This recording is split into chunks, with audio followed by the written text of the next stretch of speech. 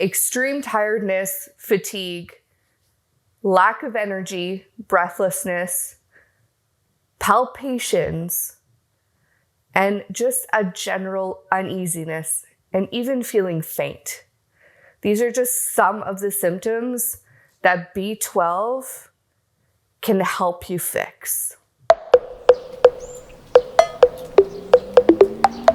At its core, B12 is a vitamin that we typically get from our nutrition, typically coming from animal byproducts like eggs, milk, and or its protein itself. The core of this vitamin is an important one. It helps our brain function at its peak performance. We don't completely understand why B12 deficiency has become such a critical part of day-to-day issues, but more and more people have B12 deficiencies. I have a feeling most of it is coming from a lack of nutrition and just diet issues in general, from people going too far left on dieting or just simply not taking care of themselves and not eating a balanced diet to begin with. Now, I don't want to harp on dieting alone because B12 deficiencies have a lot to do with different disorders as well.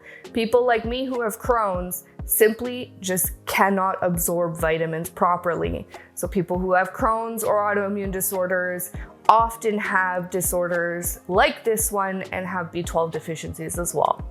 Now, the reason I wanted to talk about this today is because 5 years ago, when I first found out that I had a B12 deficiency, I honestly thought I had an iron deficiency, which is common in young women, especially young women who have issues with their menstrual cycle. It can be a fairly common thing. Lo and behold, a blood test showed that it was actually a B12 deficiency and not an iron deficiency. My iron was actually quite fine on my blood work, and so I was taking iron pills for no reason. Not only that, but I had Crohn's, which yes, we did not know this at the time. So the iron pills that I was paying for were going straight through me and weren't actually doing anything anyways, which I guess in hindsight is a good thing. But B12 is something I don't think doctors check enough. I got lucky enough that my family doctor did a massive amount of blood work. We did 3 full rounds of blood work over the span of about 6 months when I first became her patient.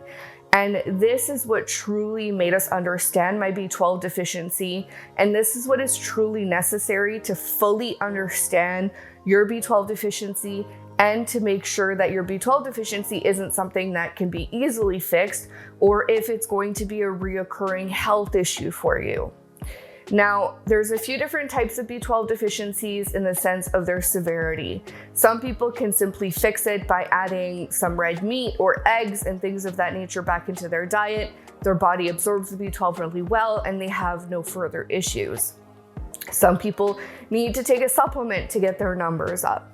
Or some people like me who have multiple other issues have to get injections on a monthly basis.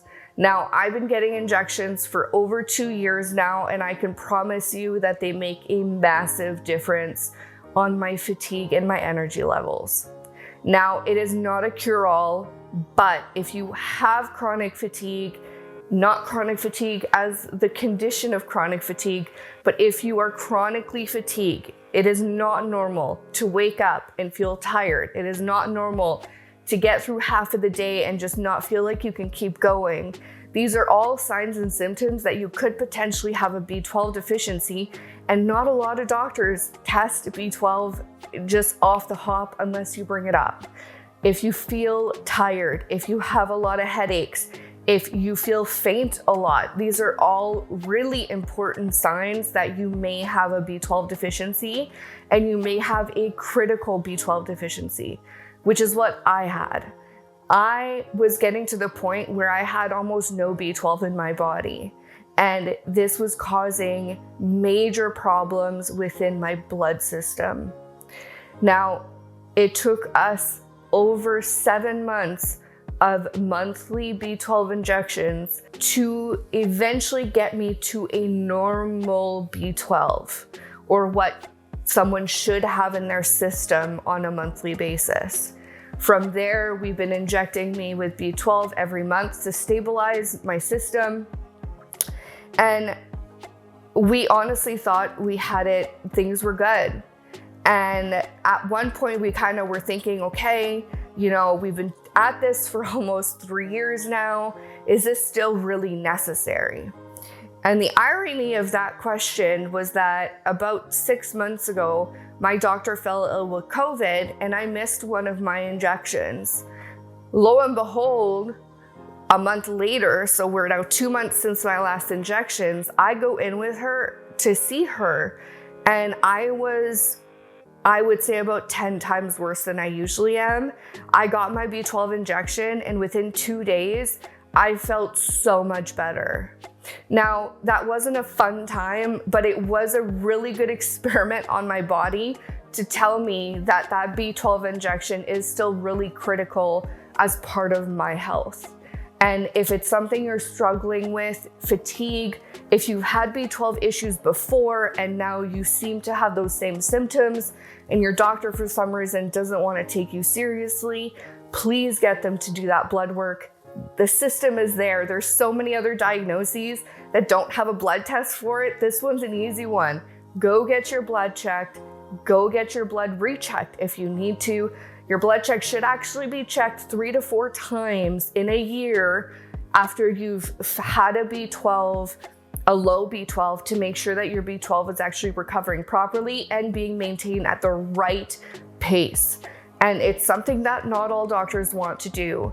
For my American friends who are watching me, I know the costs associated to this can be a little daunting, but there are also B12 supplements.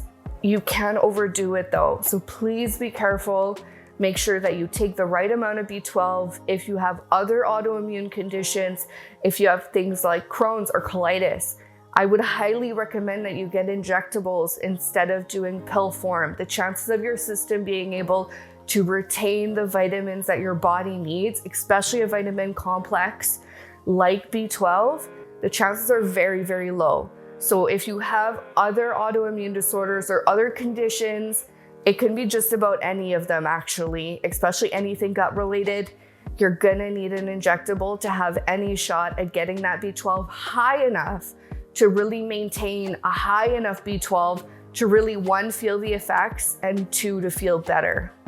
I hope this has been helpful, and I really hope that this video has helped somebody out there. If it has, please leave a comment down below. I'd love to hear your B12 story as well, if you have one. I look forward to seeing you guys next week. Don't forget to slow your roll. If you don't think B12 is the problem, check out this video. It could be sleep apnea.